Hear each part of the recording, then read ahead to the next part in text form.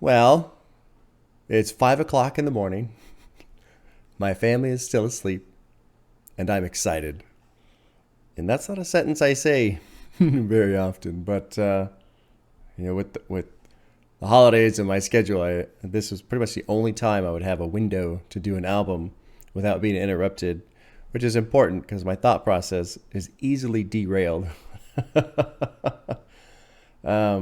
And you can tell, I've even got the headphones on, right? So that the old family's not hearing too much bumping going on as I listen to JPEGMAFIA for the first time ever.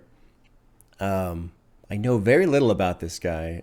There's two things I do know that I enjoy. I love the fact that everybody calls him Peggy. I think that's a great nickname. And as far as him, the person, there was one night, I don't know, a month or two ago, I was just kind of bouncing around on YouTube, and I found this interview with him in Cambridge. And I don't remember the interview anymore. It's been a while since I listened to it, but it was really interesting. Listening to this guy talk and some of the things that he was saying, I do remember distinctly how he said he was in the military and that he did not enjoy being in the military, which made me very happy because I also did not enjoy being in the military. Even though it set me up pretty well going forward, it was not a fun experience. But very interesting guy. And as I was setting up to get ready to record today, I'm reading the track list. And like this guy, I'm very interested to hear his music.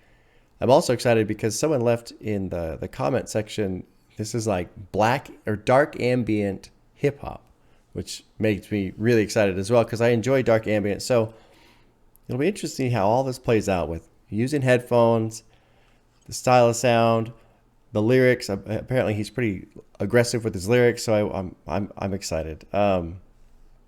I guess there really isn't much else to say about that. 47-minute album, 19 tracks.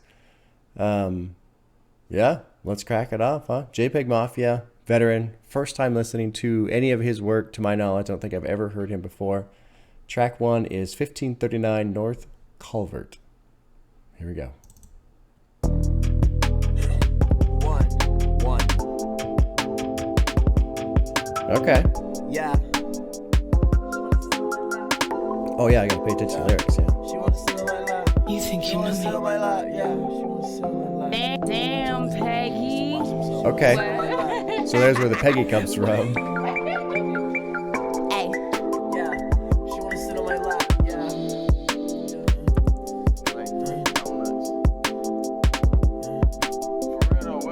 Like 3 donuts.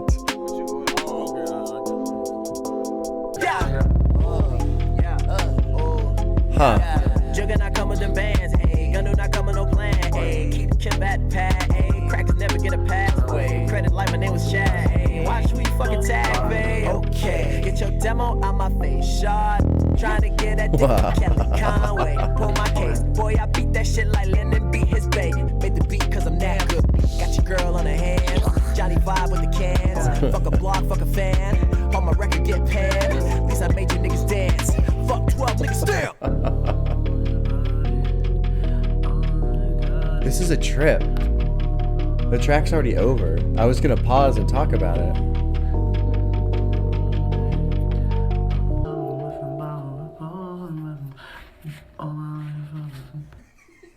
You think you know me? Okay. I really liked the beat. I wonder how much wearing headphones is going to change my experience. I know you guys have said before in the past where I need to wear headphones, especially with some of these genres like the trap music and stuff like that. I typically don't enjoy wearing headphones because I have large ears, and you know what they say about guys with large ears. Yeah, they have a hard time finding headphones that are comfortable to fit. That's right. That's absolutely right. Cool beat. Like, I already want to listen to that track again. And it was a shorter song, 2.5 minutes, so I'm not too surprised that I was able to just go through it without even stopping. But, I mean, there's a lot going on with the lyrics. He's kind of all over the place, really. You know, references to Metal Gear. Crackers never get a pass. wait, turn around. Like, credit like my name was I mean, he's just kind of all over the place. This is really interesting. This will be fun to this is going to be fun to listen to again. But there's lots of he's just all over the place. And I know I've said that 3 times. It's 5 in the morning, so hopefully you guys can cut me some slack. But, yeah, okay, let's keep going. I'm interested. This is really neat. All right, track 2 is Real. Well, I won't say, even though it's technically spelled different, right? Oh, good. Did my Spotify crash here? Okay, try it again. Track 2. You think you know me? Soft as shit, bitch. Wet.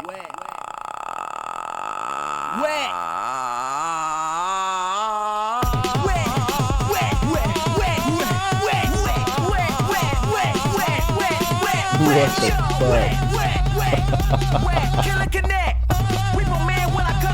That opening sound that he does with his voice, it reminds me, there's a track by Tool, one of my favorite bands, and the track is called Third Eye, and it opens with this joke sequence from Bill Hicks.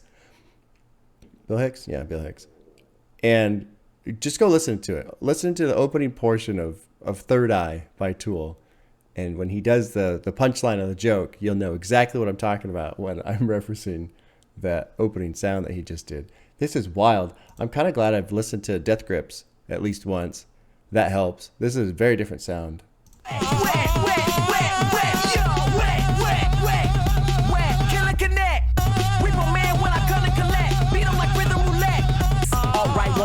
that's fine. And bitch niggas in the way, well, that's common. White boys getting mad because of my content. You're brave on the web, keep it in the comments. Suck it to a nigga like mankind. And motherfuck that flag, nigga, we dying. Cack, bitch.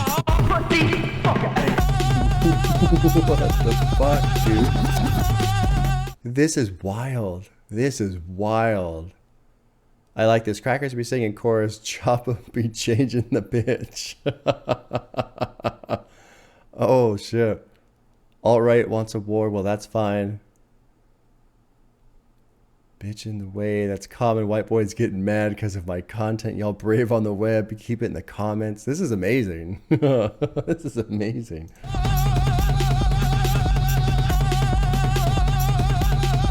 Wild sound.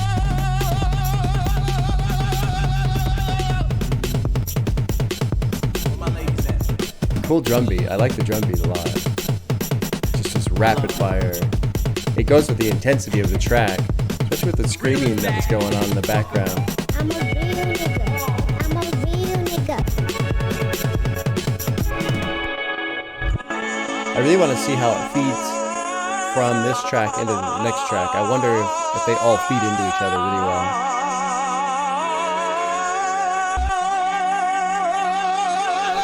Wow.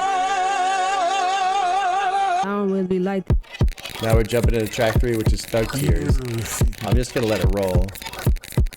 You're a flipper. Yeah. Whoa. Wow. All kind of shit. You think you know me? Weed, cracking dope. So I'm pausing here because this is going to be hard to react to in terms of my finding a spot to speak without like ruining the flow of this album, because already this is very rapid fire, very intense, and I like it. With that last track, with that rapid fire beat that he was doing, that drum beat, and then just that, it's not really a scream, but his, I don't know what you would call that. So he's not singing, he's not screaming, he's just, you know. But those two combined so well to make just a really high intensity track. Let's keep going. This is fucking cool. I like this a lot so far. Damn, Peggy. I feel fucking terrible. This guy is all over the place. All I need is rest. I am uncontested. How can I confess this? Watch how I finesse. About 100 bands. Fresh beat. Ride down 86. Hit. Roll deep like the cat. Bitch, I'm Smoke. What flying the fuck, the whip. man? Hit. test. Is it safe now? Got my trade pal. It's a bitch wanna test. Team, follow my command. Wow, Hard, dude. work. It is so hard. It is so hard to find a place to pause. Like I love what he's doing with his music here. It's just all over. It's all over the place. Thug Tears. How you so invested? This can't be your best because I'm not impressed. You my favorite mess. I'm never pressed. And so this line here, bitch, I'm never pressed. I wonder if it's a shortening of the word impressed, or if he's talking about pressure, or if he's talking about both. Because he gets further down here, fake news, we ain't pressed. Which makes me think, okay, we're not impressed. That line right there, fake news, we ain't pressed, could mean so many things. It could mean not impressed by fake news, not impressed by the people who call it fake news, not pressed as in pressured by it, like not buying into it, not even listening to it, acknowledging it. Like this is fucking great. And these little, like this okay team follow my, these little like twists and turns, these little sounds that drop in. You know, the album's called Veteran, and so I'm wondering, okay, this portion, okay team follow my command, if it's just like little snippets of him remembering being in the military, because he was in the military. Let's keep going. This is really cool, really interesting. And then that bass is fucking bad. Hard, girls hard, 26, no kids, yeah. Cheers. Talk shit, back it up. Bandits. Nah. I'm kinda passive. Right. Young, Rick Swan, we gon' cash it. Dust off them ratchets. We got some action. I'm on the main line. I'm trying to catch him.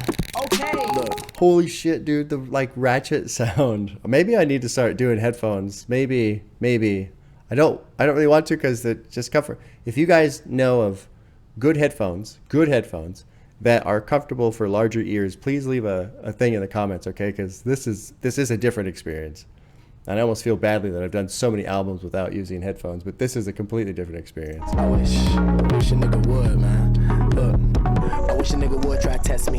I wish a nigga would go against me. I'm a thug, I don't play with no rap beef. Fuck around, end up on the back street. And I don't cross so many times. Look, man.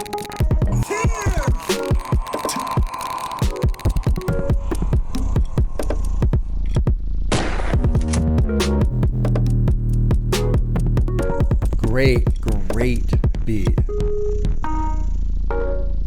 I love it. It's so haphazard and chaotic and just fucking wonderful. Like, I love it. Okay,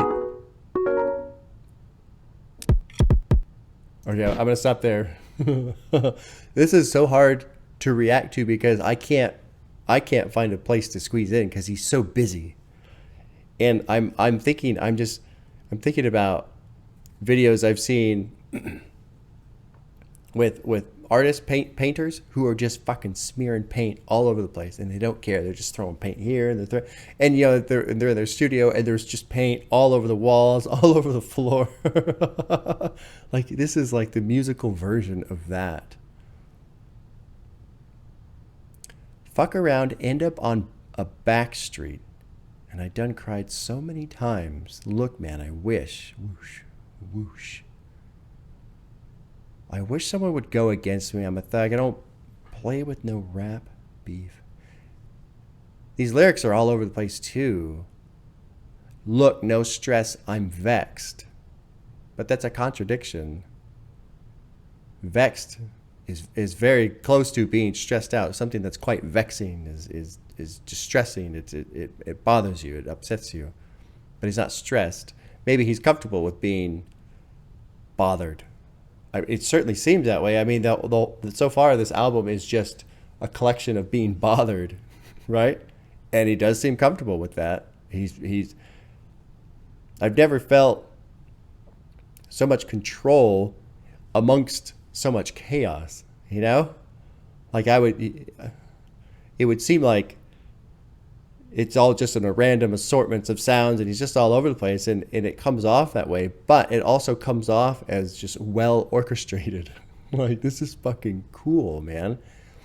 It's like, well, let's keep going. I could try and make analogies all day. Let's move into track 4, which is Dayum.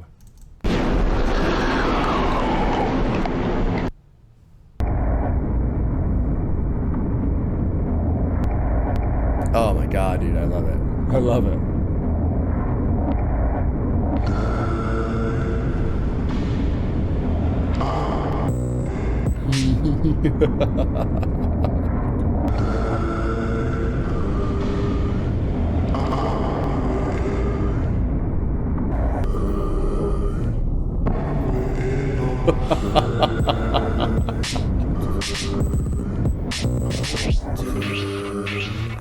Reminds me of Aphex Twin too. Some of the chaotic Aphex Twin.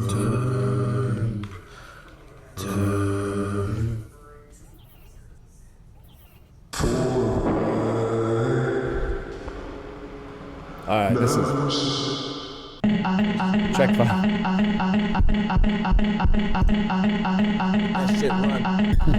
What the fuck, man? Track 5 is Baby I'm Bleeding.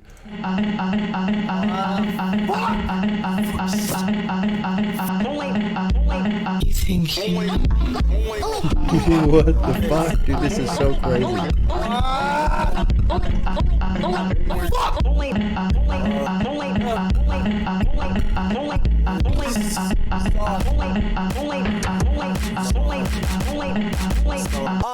Peggy, where you been at? Getting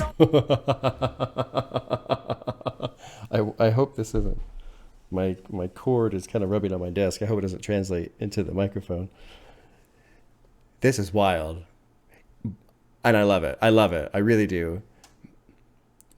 What I'm experiencing right now is in my mind musically, it's kind of like a merger between Death Grip's Money Store, which was really intense, and some of the chaotic stuff that Aphex Twin has made.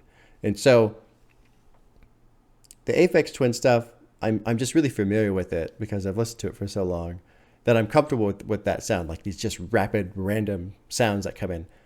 But with this layer on top that's reminded me of Money Store, I feel like this is where JPEG, or at least this album so far, exists. And it's great because I enjoyed the Money Store, but there's definitely some harsh edges, you know? So some of that is a little bit softened, and it just blends right in together. This is fucking wild, man. I feel like, I don't want to say I feel like I'm on a drug trip. I feel like I'm on a mental breakdown. Like that's what this feels like, and it's just fantastic. Like, it's an experience through sound. I'm gonna back this up about, I don't know, 20 seconds. This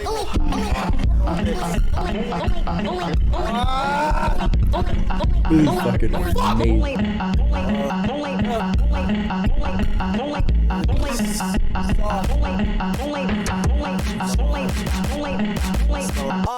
Peggy, where you been at? Getting all this promo. When it comes to money, bet these niggas is a no-show. Oh, I'm up in Queens now, showing y'all a body. Hoping that you pussy ass try for me. Chains on my body, looking like a rapper, acting like a slave when I'm gunning for my masters. Nice line. Fuck these niggas.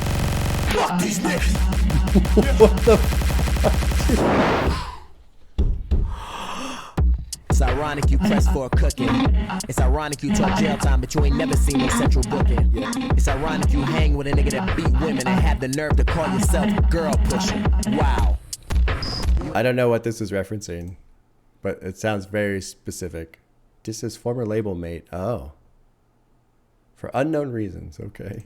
Yeah, this is very specific right here. Ironic. You talk about jail time. You've never seen central booking. So he's just really calling out somebody for being fake. That's for sure.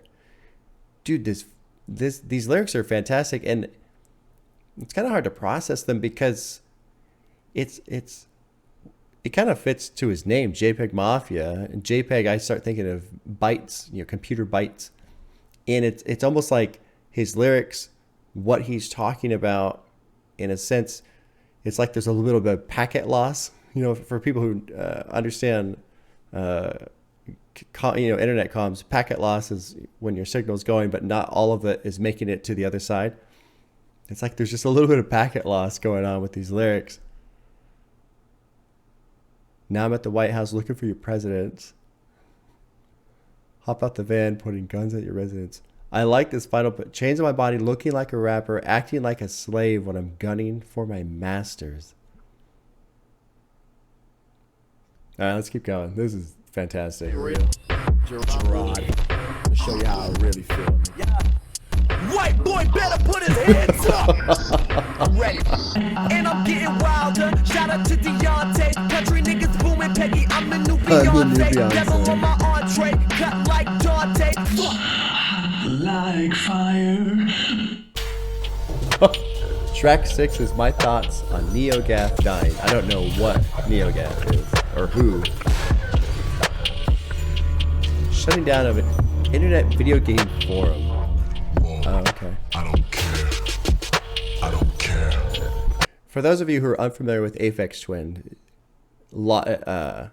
his electronic music started late 80s, early, like kind of like the grandfather, in my opinion, of electronic music.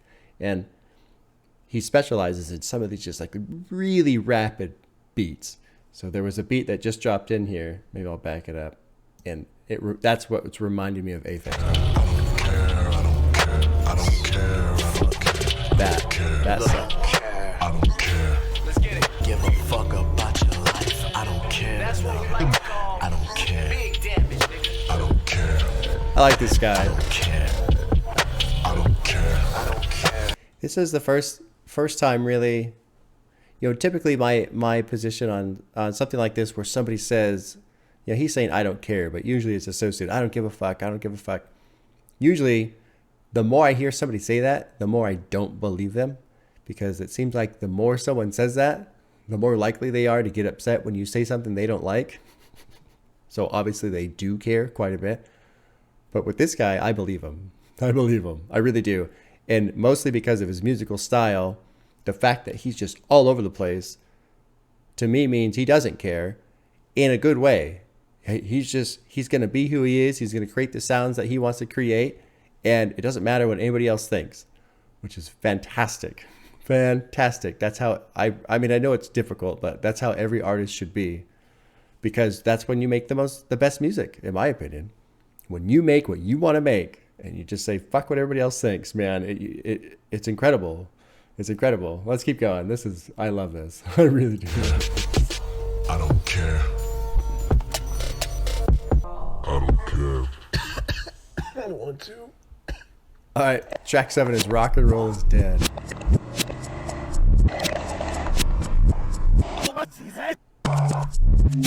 What a trip, dude.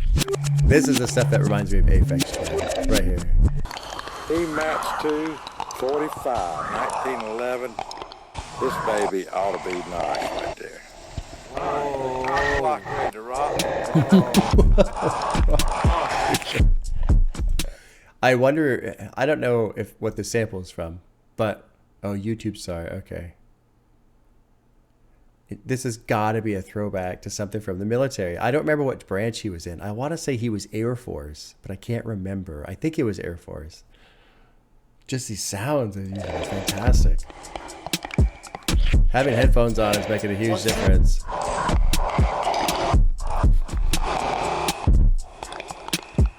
your house into a home. I don't fucking roam. All I do is count the cash. Turned your house into a home. Turned your house into a home. You know, what's the annotation? Oh, yeah, fuck that. Turned your house into a home. Just ended rock and roll. We've been running up the score. I've been on the fucking road. Turned your house into a home. That's a really interesting line. I don't agree with the annotation at all. Turned your, man, that's really just sticking right now. Let's keep going. I don't want to get too fixated on it. Bitch, I'm coming in your house. Let's get freaky with the strap. Nasty. We don't fuck with alt-right. Put hands on a blogger. Make him beg for his life. Gone with the sauce. Got the 4-5 tucked in the bag. Hit him with the I say that pussy's off the Richter, no shitter. I fuck that shit, fuck your babysitter. I hit her, I took her to a show, man, what's the issue? How many cars does it take to make this fucking pain go away? Fuck off, Windows. That was really annoying having a Windows notification pop up there. This is an interesting bridge right here because it turns. The song turns. You know, here he's very aggressive, very, very confident. And, you know, the track is called Rock and Roll's Dead. And that's...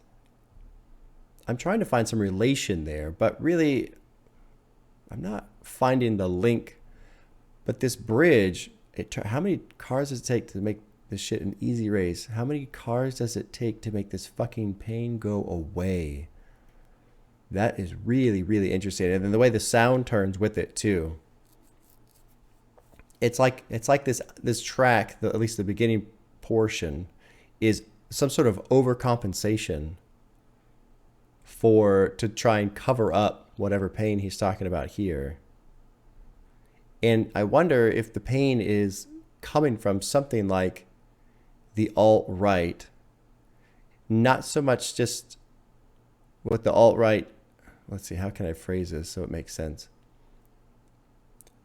The pain being the fact that something like the alt-right exists. Maybe.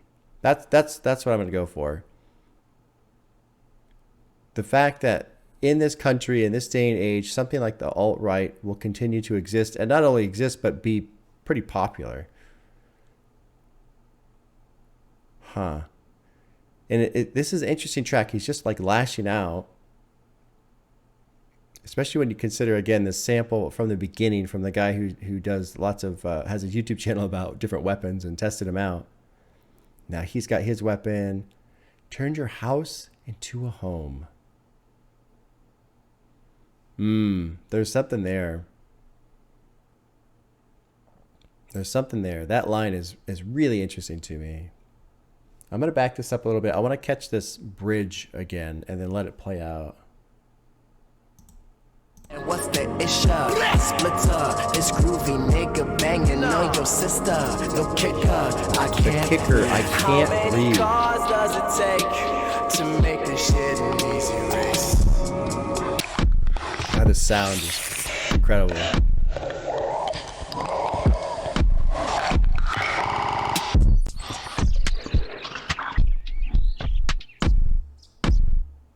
Trippy. Very cool track. This was a neat ride just in itself. You know, this other line here too, the kicker, I can't breathe, before it drops into that bridge where the song just turns. I'm associating that back to, was it Baby I'm Bleeding? I can't remember. I can't breathe, but the line where he says, I'm not stressed, I'm vexed, which is a contradiction. And here he's saying it again, I can't breathe. Now, this could be a reference to, because when was this made? This came out in, what, 2018? So this could be in reference to, God, what was his name? Unfortunately, there's been so many black people killed by the police. Eric Garner, I think, was the one that was choked out. So it could be a reference to that. Or it could be something implied about just so much anxiety and stress that he can't breathe, which to me mixes well with the idea of, you know, how many cars does it take to make this pain go away? And possibly the idea that I'm talking about of him being stressed out with the fact that something like the alt-right exists. Because I think this is the second time he's now referenced them in this album. Cool ride. All right, track 8 is DD Form 214, which is your discharge papers when you get out. That's what that is. I'm going to let this play. There's only a couple seconds left in the back into 7. I'm going to see what it does. Looks like it's just silence. Okay, track 8.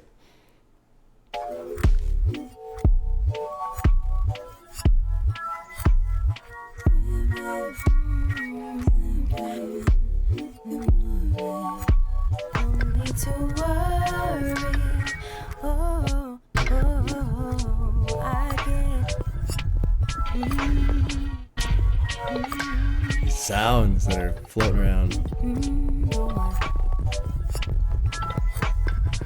So, you know, Rock and Roll's dead. It turns at the end and it trails off, and he's talking about how he's out of options. He's out of options. He can't breathe.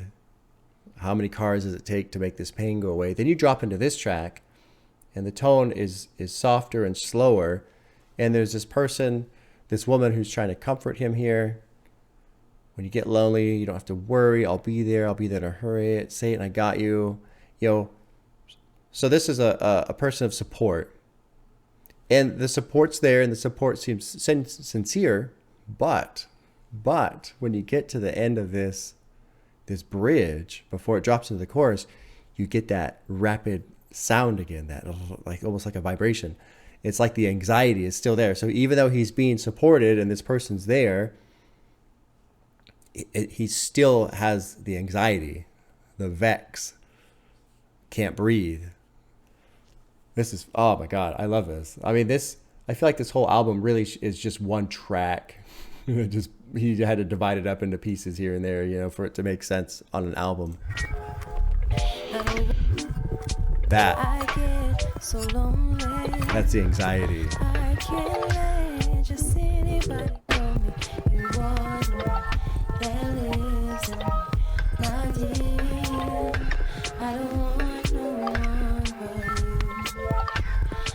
you. So it's like this conflict between trying to be soothed and still stressing out. Yeah.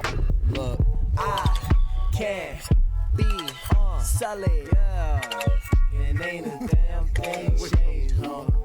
I won't be bullied. Girls, you know what I mean? I know what the fuck I mean. So on that verse, and I have no idea if this is intentional. This is what I'm picking up on. Okay, he's going down through all these different things, and really he's, again, in this first half, or at least the first 2/3. You know, I'm more Hades and Hercules, bagging these bitches. You think this is hurting me? Come back at me when you get to my rank. You know, do this. I'll whip your ass. But when he's doing that, it's got that vibration sound again.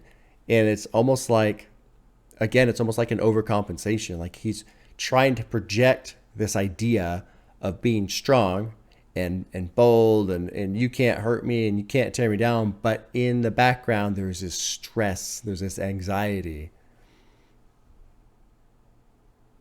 That's my interpretation. It's really interesting. Really interesting. I'm gonna back it up just a bit so we can drop into the chorus here. But then what's interesting too is on this bottom portion, it stops. That sound stops.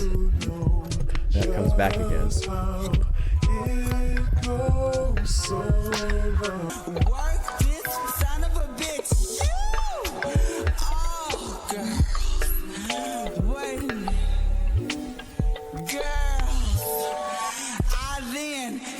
Positions. I put one leg on the ceiling and the other one just across the closet door. Oh, fuck me. Oh, just. So that's an interesting outro too, because the sound goes away. Both that soothing kind of lighter beat and the chaotic vibrational sounds. Okay, track 9 is Germs. Let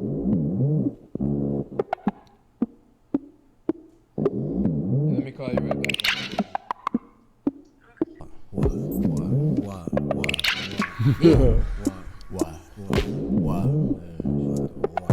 Blunt stay rolling, I'm posted. Catch you home alone, Macaulay Culkin. Matt Hardy, my gun, you getting broken. Yo, bitch wet and she throwing. My girl blonde like golden. Wow. Yeah, I'm waiting. I'm trying to place the sound.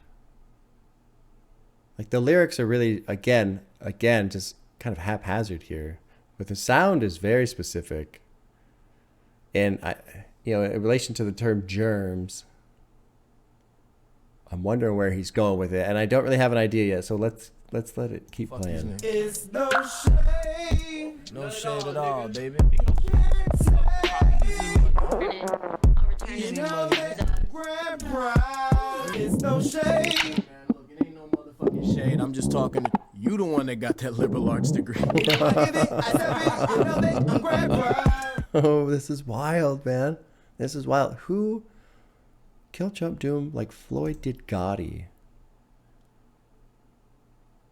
Oh, a fight. Okay. Okay. I was thinking George Floyd, but that doesn't make any sense. Because and then there's also been lots of references to Gotti in Jay-Z. Because Gotti was, I can't remember, either Gotti was like a mafia leader, or there's also been references to a guy who like snitched out one of the families, and so they all went to prison or something. I just can't remember. It's hard to keep these things straight sometimes. There was a line, oh yeah, stocks up, I'ma slip and shoot a cop up. They not us. I'm gonna make him put his guard up. I like these. I like that line. I'm wondering if it's specifically, just kind of the idea that the police don't represent us. They don't work for us. They work for them. And then this break. Ain't no motherfucking shade. I'm just talking. You're the one with the liberal arts degree. But what's shade? I don't know what shade is.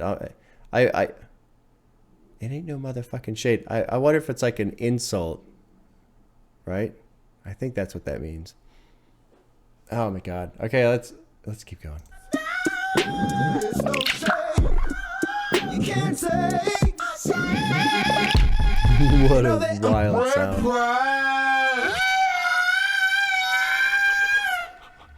So with this outro, the shade is probably just a phrase for talking shit. It's no shade. You can't take. I give it. I serve it. You know that I'm grand. So he's just talking about how he's talking shit. Which is, that's important, especially since you've got the line in here, kill Trump. Because in 2018, Trump was president. And what's the I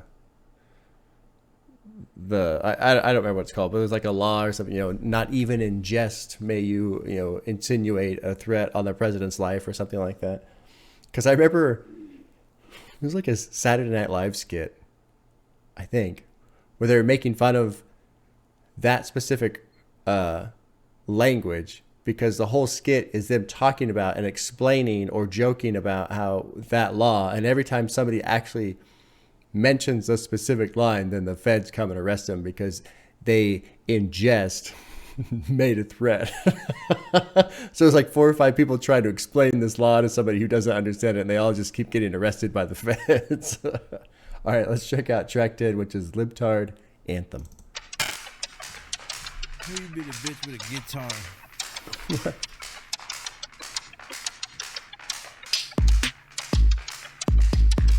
This is probably like the most. Word on the street, you're a libtard. Her rate makes you get hard. Word on the street, you're a rock star. Heard you be a bitch with a guitar. Heard you ain't bitches for the clout. You be the bitch with the clout. Nice bass. The bitch out for some clout. Ooh, I'm a dog, wow, wow, and I got that pow, pow. Do it for the clout. Word on the street, you're a libtard. Word on the street, you say yeehaw. Word on the street, you got cream on.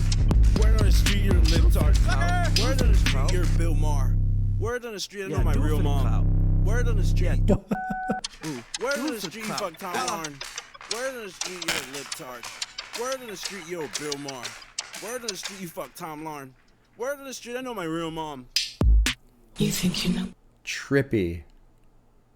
Libtard Anthem.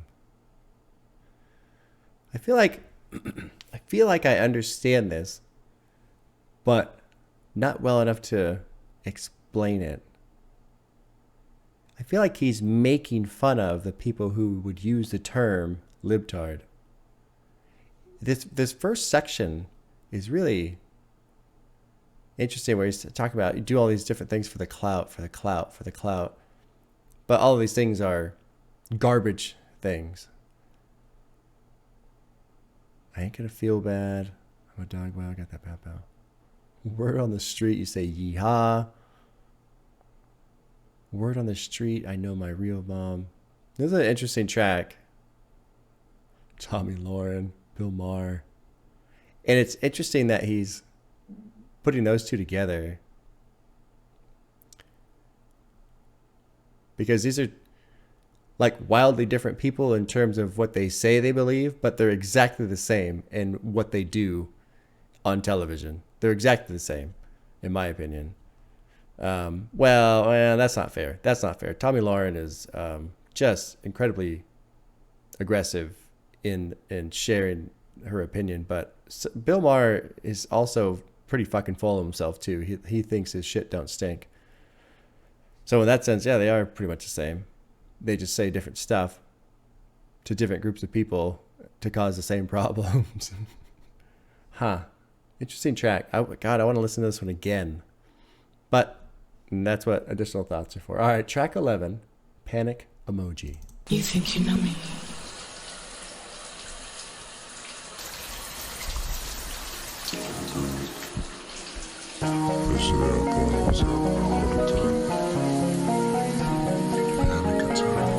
Here's talking about panic attack.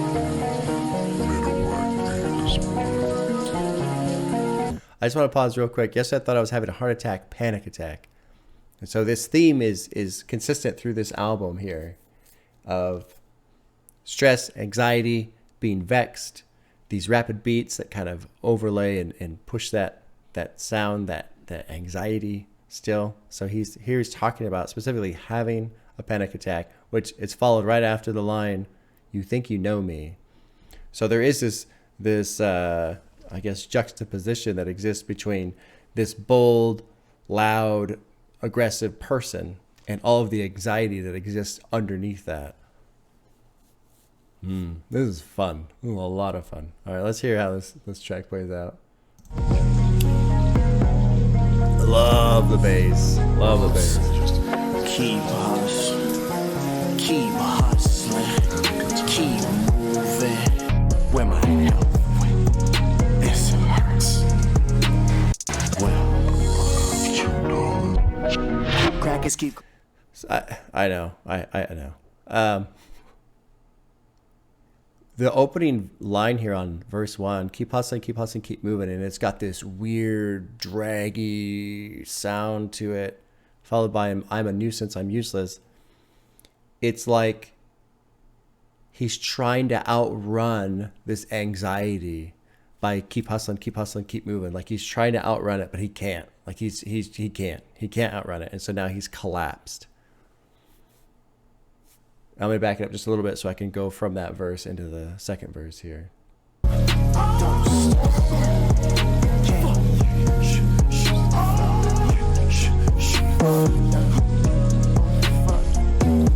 Interesting sound. And I'm getting cash. I'm gonna pause one more time. Is Lemmy the guy from Motorhead? Is that who he's referencing? Yep. Okay. So this is a reference to rock and roll being dead. Crackers keep calling me aces, and I wonder if this is another. I put the spade. Yeah, the ace of spades. Okay, so this is another reference to Motorhead. Yeah. Well, hold on. I don't know if I agree with this. So, crackers keep calling me aces. I put the spade on the hook. But one of Motorhead's top songs is Ace of Spades. So for him to then later say I put Lemmy in the grave, I feel like what he's saying is his music has overtaken Motorhead, Lemmy Kilmister, Ace of Spades, so on.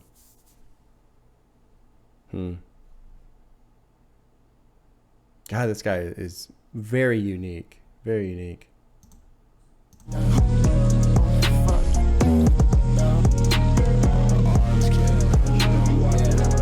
And I'm getting cash. You ain't never that. Ooh, yeah.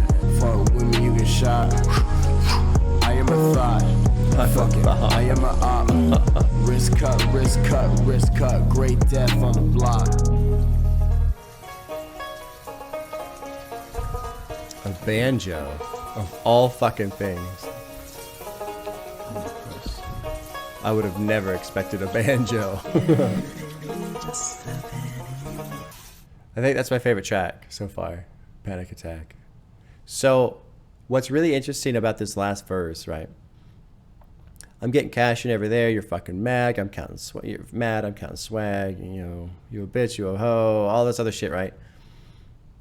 Fuck with me. You get shot.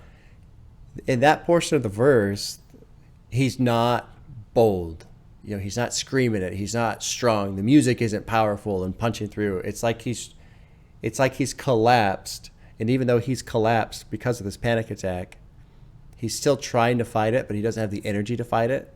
And then he finally surrenders to it. Fuck it, I'm an op, risk cut, great death on the block. Yeah, I'm depressed. But even here, he's still fighting it. He says, yes, I'm depressed. It's just a panic. It's just a panic. So he's still trying to dismiss this. So there is this internal chaos that is eating him alive. And it's fucking crushing him. And he's trying to fight it every which way. But he's not winning. He's not winning. This is fantastic.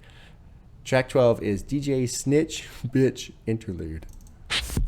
Hulk Hogan, known to keep a thing smoking. Steady fucking with a blonde, I think I'm Frank. DJ Snitch, still, I can't deal with all these sudden motions. Mac Higher Sierra, updates is frozen. Crouching in. So, steady fucking with the blonde, I think I'm Frank Ocean. Hey. Steady fucking with the blonde, I think I'm Frank Ocean. That is a really, really interesting line. Referencing a fucking incredible album that is also dealing with tons of internal struggle. Tons of internal struggle. This is great. This is great. I'm just gonna start this over since I cut it off so soon. Blood on my money, but ain't a stain on me. Nah. Ridge racer, no games for me. Fuck, nigga. New money, new habits. Yeah. Make you disappear with no trace, that's tragic. Nah. Riding down Calvert in a caddy with a ratchet. Pussy called a cop, so must have caught you giving badges. Hold on, let me hear that back. So I'm gonna pause it before it looks like it's got 40 seconds of music here at the trail end. I think a ratchet is a type of gun, right? I'm just now figuring that out. Okay. Where was the line? Where was it? Shit. Blood on my money, but ain't a stain on me. There's a very interesting line right here. And I wonder what it means. I'm not going to read the annotation. I'm really not buying into the annotations on this album thus far. Because blood on my money means,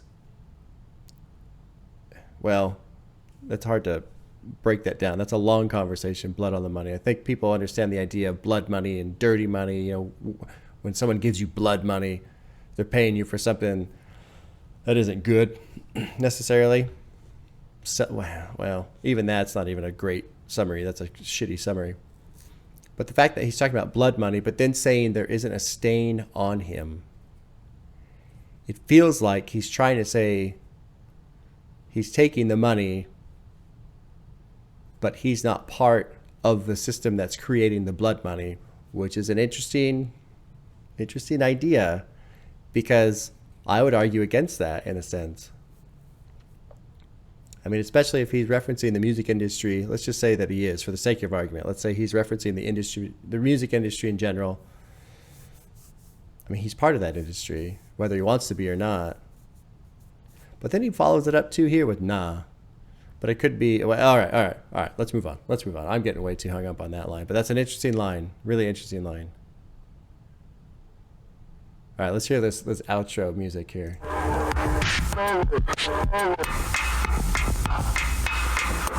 So the chaos is fully present right now. The stress, anxiety, panic, it's fully present here.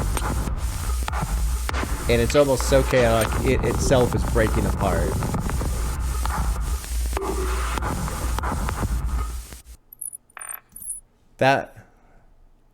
God, this is such a great ride. I'm really enjoying this so far. That outro music, especially kind of with where we're going right now in this portion of the album, he's had his panic attack, and for him to still be struggling against it and still fighting it But now, right now, that last section, that was full panic attack, really. In terms of the sound, that's my interpretation. I'm just going to go with this. And if I'm right or wrong, it doesn't really matter. This is the experience I'm having, so I'm loving it. For him to reference Frank Ocean's Blonde, I think is huge. I think it's huge. Okay, let's keep going. Track 13 is Whole Foods, which I wonder if it's, at this point in time, it has been purchased by Jeff Bezos already. So I wonder if that's going to play into it at all.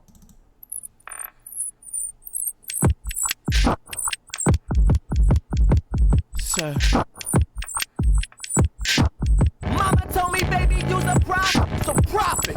Treat these fucking labels like a side. Hold up, fucking dog, I had to do it. Review was looking stupid, stick to music. I am the black god, fucking human, Stanley Kubrick. Wow. God, the sound is just fucking incredible. Ride around the city like a side bitch. Mama told me, baby, you a prophet, so profit. Treat these fucking labels like a side bitch. Which to me ties back into that line about blood money. So just take it for all it's worth, basically. Just use it. Make your money, take it for all it's worth. Fuck it, dog, I had to do it. Reviewers looking stupid. I wonder if this album was originally panned when it came out. I don't know. Or maybe he's referring to a previous album. You know this rapping shit be therapeutic, which to me is another direct, well, not necessarily a direct reference to Frank Ocean's Blonde, but in Blonde, that last track, he's talking about, you know, how that doing the music has helped him grow, and I should be paying you. Like, this music is therapy. I should be paying you for real. I should be paying you. Preaching about the pussy being the biggest douches. Let's keep going. God, the sound is incredible, though. It's incredible. I'm out the window looking real stupid. Fuck that. Scully, how I peep the ruins. Golden eye, hit him up. Perfect dark nigga for the job. So I zip him up. Put him in a bag like I'm picking up dog shit. That's a great line. Put him in a bag like I'm picking up dog shit. God, this is wild. So there's a lot of references here that I don't know, I'm not familiar with, so it makes it a little harder to understand what he's talking about here. I'm not going to read all the annotations and try and catch up on that. I'm just going to keep going. Track 14 is Macaulay Culkin.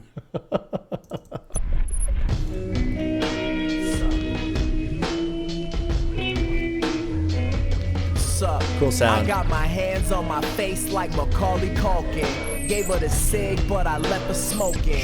And it's the same dude, black pants, brown boots, chest open. Feminist, pistol whip your first, that's chivalry. Sounding like my mini-me's, but you ain't got the heart to do these evil deeds. Deborah Pack, turn stone cold in a simple steed. Where that? Slap a nigga up, then I get the cream. $5, 6 cookies, sounding like a deal to me.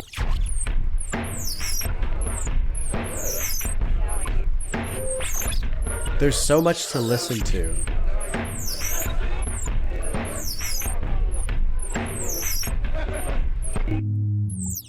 Wow. So, I mean, that's another example of my enjoying the music so much. Everything that he's doing, that I listened to the whole song straight through. I mean, there was a couple times I wanted to pause.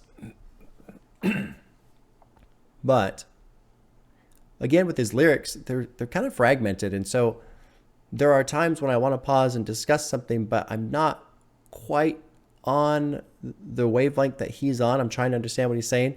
And as he progresses, he doesn't really clear it up. You know, it's still just choppy, like packet loss, like I was saying before. Interesting fucking song, man. And it's the same dude, black pants, brown boots, chest open. You know, the music has changed again. So it's like he's over his panic attack, and now maybe he's recovered a little bit. And so the boldness has come back. But with this song specifically, I really liked having that guitar in there. This song specifically, it's not so bold, but it's not panicked either. This is like actually the first calm song, which is a strange contrast to the idea of I've got my hands on my face like Macaulay Culkin from, you know, Home Alone, where it's I traveled down the road and back again. My girl's golden. I mean, black man, white fam. I don't know who Jason Jordan is. I don't care. I'm not going to look. Traveled down the road and back again. It's like this. It's kind of like, to me, I almost take that as a reference to just having the panic attack and coming through. I play my albums front to back. It makes me feel important. I like that. Not so much this idea of it makes me feel important, but I like the fact, well, I assume it's a fact. I like the idea that he's going to play his albums front to back to listen to it, because that means he likes his music and he cares about his music and he believes in his music, which he should. This is fantastic music. I remember watching an interview with, it was the lead guitarist and vocals from Queens of the Stone Age, and I think it was on Joe Rogan. But he was talking about how when they first started, he was on tour with these other bands, and these other bands wouldn't listen to their own music because they hated it, because they were sick of it. And he was like, "What the fuck are you talking about? Like, how can you play music you don't like? You know, the whole point of making a band is to play music that you like, to make music that you want to play." So that was something that just blew his mind. And of course, it makes perfect sense to me too. Like, how could you ever make music that you don't want to play, or have music that's yours, that you're so sick of it you don't want to play it or listen to it? So the fact that he's saying I listen to my albums front to back, that is a huge positive to me. Apply compression when I spit so it don't get distorted. Just for me, style is my custody. Style is my custody. I should charge a shipping fee. Then he gets into this other stuff. These rappers don't mean shit to me. Which, if you go with the idea of he's really into his music and he enjoys it, then yeah, he kind of doesn't really care about what everybody else is doing, which follows a theme that came up earlier. I don't care. I don't care. I don't care. I'm going to do my thing. You know, I don't care. What track was that? I don't remember. I think, it was My Thoughts on Neogaf Dying. That's what it was. I don't care. And he doesn't care in the sense of concerning himself with the rest of the music industry, especially with these references of taking blood money and treating the industry like a side bitch and all this other shit. This is so cool. Your shit don't appeal to me. My fan's gonna heal for me. Gots to keep it real for me. Cool. Okay, that was track 14. Moving on. Track 15, Williamsburg.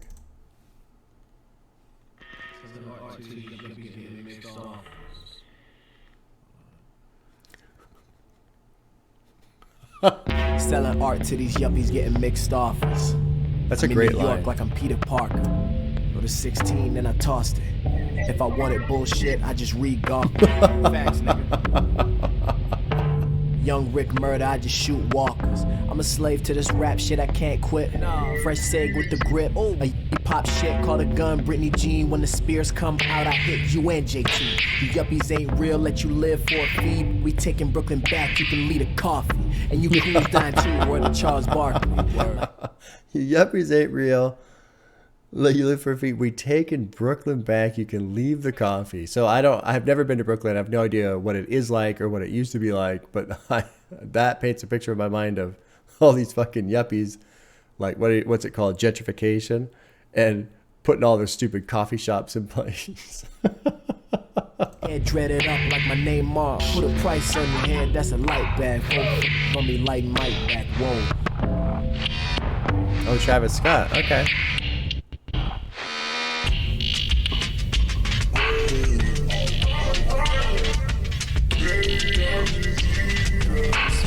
Oh yeah.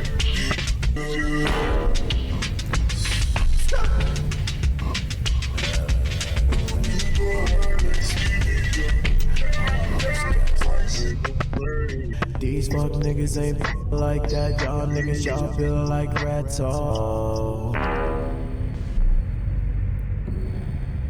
just gonna pause real quick because I have to, right?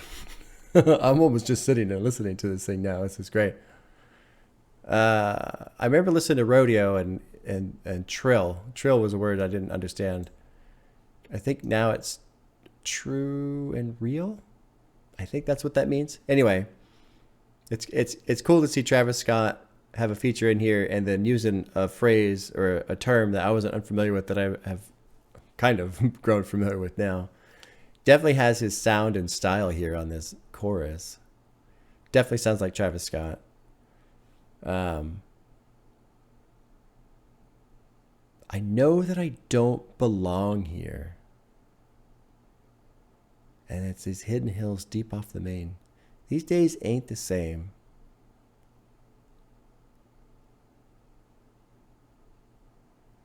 Y'all built like rats. Huh. Interesting. Interesting stuff. Okay, let's hear this instrumental. Let's see how it plays out. There's about 1:15 left.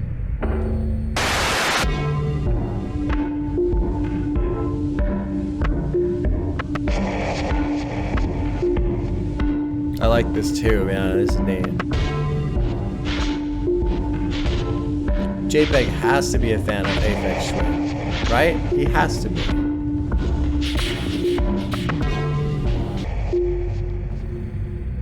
It's interesting how much the album has calmed down on these last two tracks. Because it starts out so chaotic and crazy, and then he has his collapse. And now he's like in this recovery stage. And so it's just calm. I wonder if it's going to ramp up again.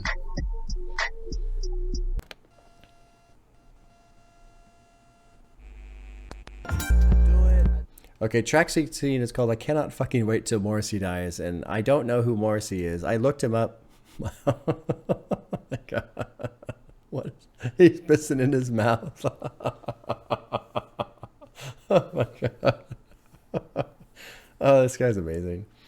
I looked up Morrissey on Spotify because I pull up the track list and then I pull up all the individual songs for the lyrics. So I saw that track title and I went on Spotify and listened to a couple songs and they were vaguely familiar, but I don't think I know Morrissey's music at all. At first I thought he meant Jim Morrison, but that's not that either. Okay, anyway, let's keep going. Track 16, I cannot fucking wait till Morrissey dies. Tom, Varg, Morrissey, yeah, bunch of timid white who can't fuck with me. My daddy told me these white bitches can't keep a key. Fifth in his face, got him singing C. I'm gonna show you exactly how we do it down in the country, baby. This Alabama though. Watch make you go cock. What a completely significant, substantial change in sound. Huge change in sound. And I want to see where he takes it because this is completely different. Rags make me walk side, and you know I rock real diamond. You ain't gotta look at it.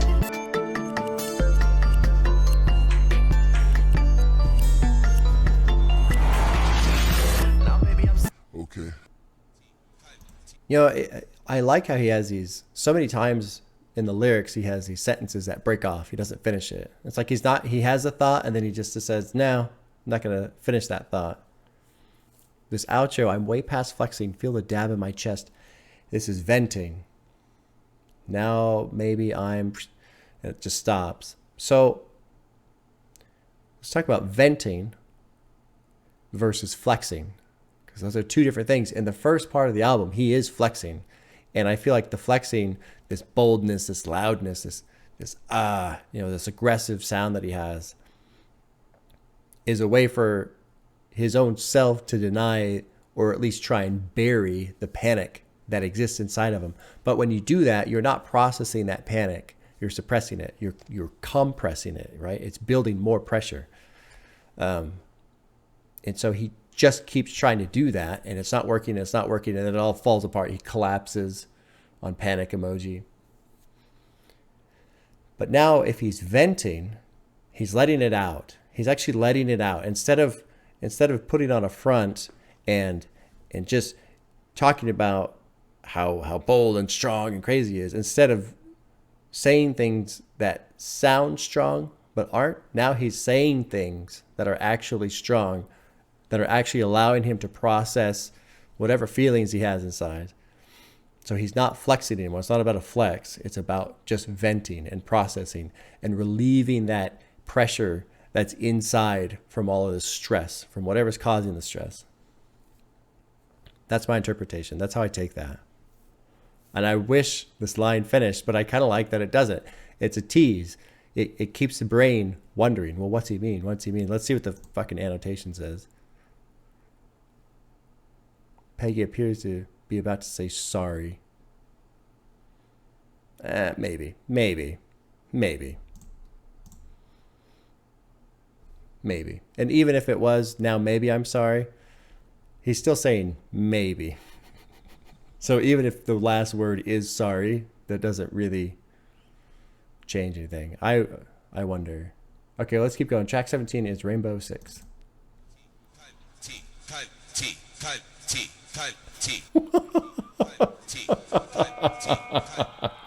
This fucking guy, man. Oh, this guy.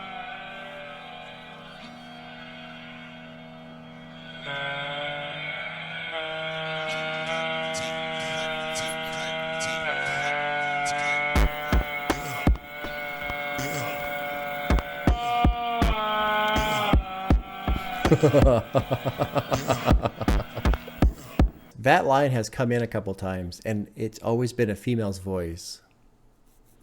And I'm just now noticing that, so I wonder how that actually ties in through the whole entirety of the album. I'll have to pick up on that on additional listens. Let me back this up so we drop in. I know I cut it off at the wrong time here. This whole opening sequence, it's like he's just exhaling anxiety, right? Just get it out. I think you know me. Bullet on the block with the Glock cop. You sure I got straight drop. Bullet on the block with the Glock cop. That chorus is really interesting because he's just saying the same thing over and over, but it's got this yeah in the background, this weird exhaling. It reminds me of throwing up. Like, I hate throwing up, and every now and then, you know, when you get to that level of nausea where you feel like, fuck, I gotta throw up, I gotta throw up, and it's just like this, you know, and all the shit comes out. Now, I'm not saying that these lyrics are necessarily vomit or that that's what they're supposed to represent, but what I'm saying is the repetitive nature of the lyrics and that sound in the background, and coming off of the last track where he's not flexing, he's venting. I wonder if this is part of that process of just puking stuff up now, like getting the sickness out, whatever that sickness was that's driving that. I don't know.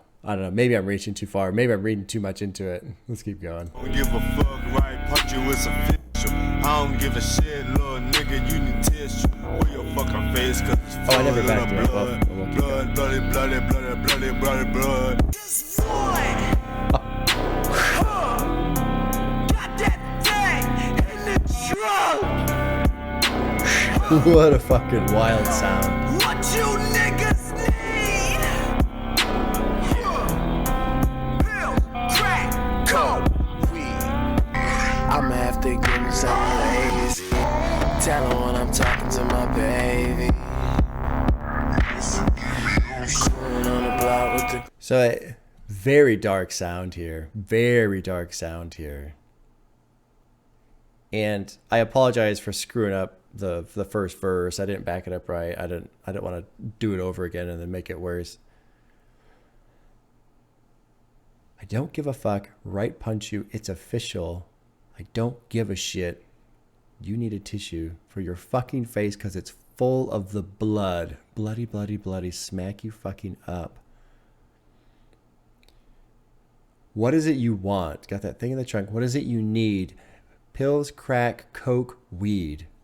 And it's got this really dark, heavy sound to it. I don't want to hit him with the K. I don't want to hit him with the K. Now, I don't know what K is referencing here specifically. The first thing I assume is a K as in kill, like in baseball. When you strike somebody out, they're out. It's a K for the pitcher. That's another K. I'm going to have to go and be the bad man. Put him in his place. I'm going to have to do it to you, baby. Have to give him something amazing. I feel like this is just an all-out assault on hip-hop, almost. Maybe not necessarily. Maybe I shouldn't say hip-hop. Maybe I should say cliche hip-hop. Cliche, stereotypical type of rap. What is it that you need? Pills, crack, coke, weed? And then he says, pressure, pressure. Lord, forgive me. I'm sorry. I don't want to hit him with the K. I don't want to hit him with the K. I don't want to put these guys out, because he probably feels, a sense of community, assuming that this is what he's talking about, assuming that he's lashing out against a stereotypical style of rap. I'm going to have to go and be the bad man, put him in his place. And the reason why I feel like that's what he's portraying here, or trying to convey, is because of this dark, heavy sound. And how this track opened with the sensation I had of just like vomiting. So maybe he's trying to say all the stereotypical rap that he doesn't care about. He said this numerous times now. Oh shit, I might have to sneeze. Hold on. All the stereotypical crap. He likes his music. He's doing his thing. The music industry is a side bitch. Just take it for all it's worth. But he's like sick. He's sick of the music that's being made by other people. That's what I take from this. This is fucking fantastic. Now let's hear him do the chorus that I screwed up so badly before on the first one. So I'll back it up and we'll do it proper. I'm gonna have to do it to you, baby. I'm gonna have to give him some lazy. Tell her when I'm talking to my baby. That dark sound. On the block with the Glock car. And you know I got a straight drop. On the block with the Glock. It's like he's throwing up. Hey, you know I got a straight. Surface level niggas never get it. Fuck a rating and a cynic. Always talking, never living, nigga. I don't make no music for these niggas. God, that sound is so great. Critic, but they cannot take no criticism. Nigga, we the junkies, they the dealers. I be rapping, they be triggered. You be writing, I'm a killer, nigga. What? Nigga, I'm on it.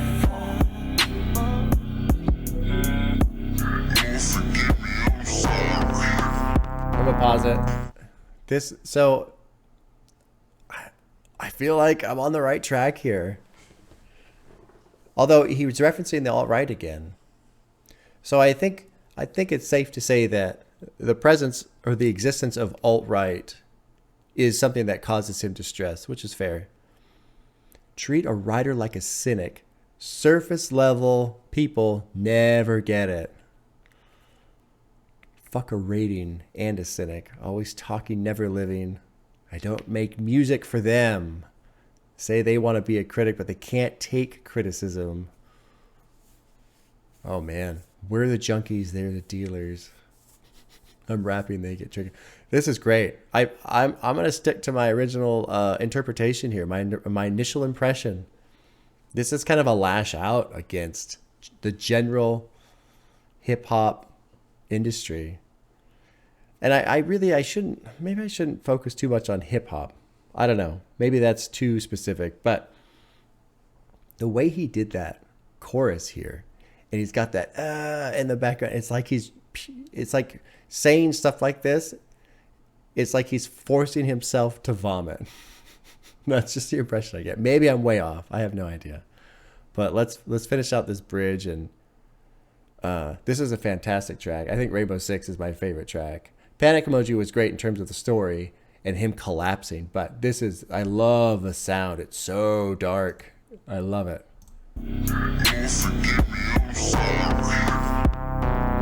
God.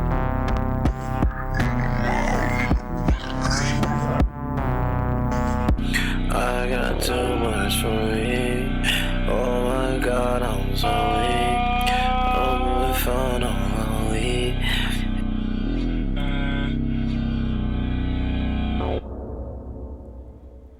What a fucking trip. What a trip. I don't want to be alone. It's so hard for me to trust you. I'm around you. I get so much on me. I don't want to drown you. I just want to love you.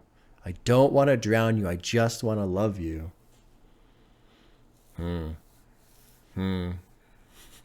This is great. I mean, my gears are just turning and turning and turning. It's so much fun.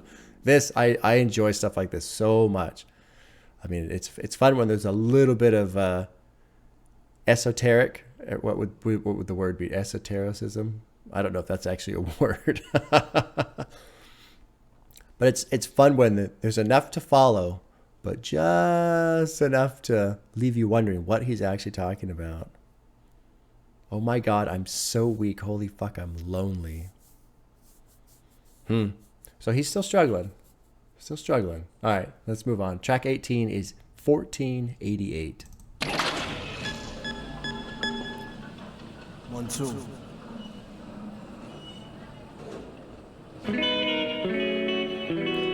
Some guitar again.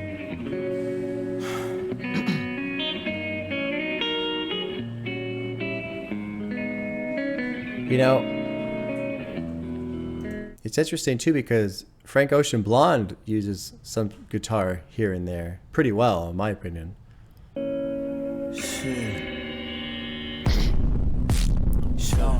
Yeah, damn. Oh, you ain't got your flag now, nigga, what? No badge, no gun, you was not tough. I put the judge in the seat. I send that bitch to the bank. I heard she pray to Allah. Now, bitch, you praying to me. I do this shit for Khalif. These coppers begging for war. You niggas marching for peace. I make their family weak. Kill them or give them the beats. We put the gun at your seat, nigga. There's a really good line. These coppers begging for war, and you're marching for peace. I very much agree with that line. Lots of implication in those two lines. Good shit. I love this shit. Crazy sound again.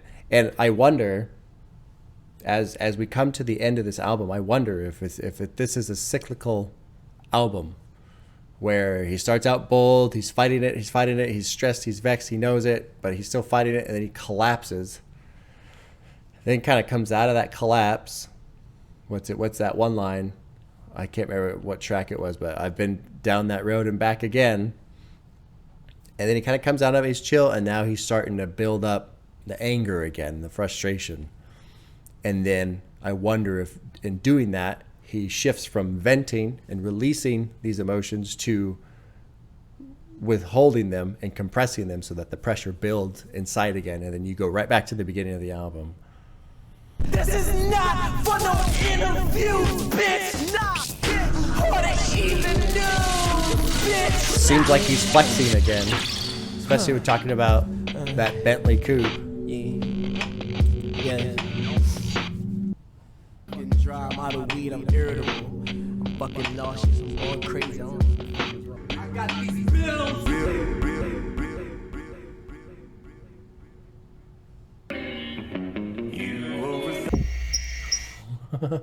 You overthink. I take that personally, Peggy. I do overthink. But I love it. I love it. You know, this end here, I've got these bills, I've got these bills, I've got these bills.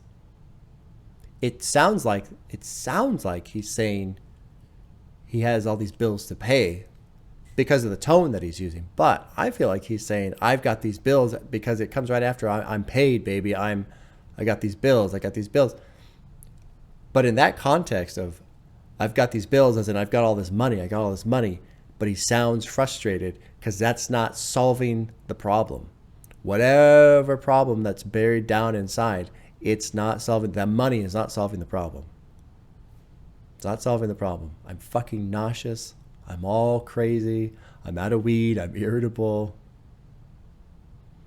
So the weed, being out of weed, being irritable. I feel like this is a cyclical album. Let's do Curb Stomp. Let's see where this ends. I'm really, really interested to see how it ends. There's only 2 minutes of music left. Track 19, Curb Stomp.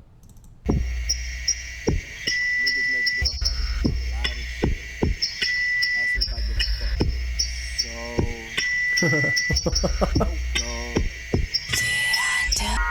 bill fucking with the kids. Hit, cause get drunk for the pins. I'm rolling. That nigga, I'm rolling. Go right, nigga, I'm stalling. Alright, pussies keep crying. Why? Bitty bye bye. Clap your hands when the clock is on.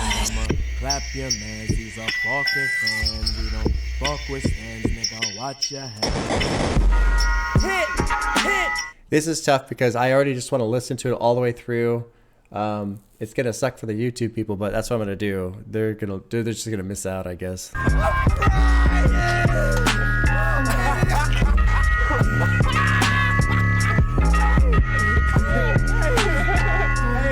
I punched that nigga. What? Hold up. What a fucking ride. What a fucking ride. Oh my God. Oh my God. I love that. I loved that. Loved it. I already want to listen to it again because this idea of the album being cyclical, especially the way it ends, he's yelling again, he's loud again, he's being all bold, he's flexing again, right? So we'll just go right back to the beginning and go through this whole fucking process all over again. Fantastic. Fantastic. Henry Rollins was a big punk guy and very loud, very bold. And so I thought he was referring to Henry Rollins. Here they're saying Seth Rollins, whose finishing move is the curb stomp, which makes sense. I'll buy into that since the track is called Curb Stomp. God, that was incredible. That was incredible. It's like a dark, angry Frank Ocean blonde. Really.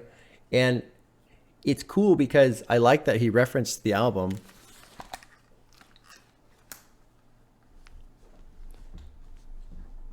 I don't know if I would have really picked up on that. But to me, it's like a dark parallel. And I wonder, when did Ocean come out? Let me look real quick. Ocean. Or I'm sorry, Blonde. Not Ocean. Frank Blonde's Ocean came out in 2016. Okay. So this was 2 years before Veteran. It's really cool to see the references to it. To me, it makes perfect sense. And it's really cool to see that Blonde was so therapeutic for Frank Ocean and for this album to be therapeutic for Peggy. And fuck, man, what a ride. What a ride. That was incredible. I'm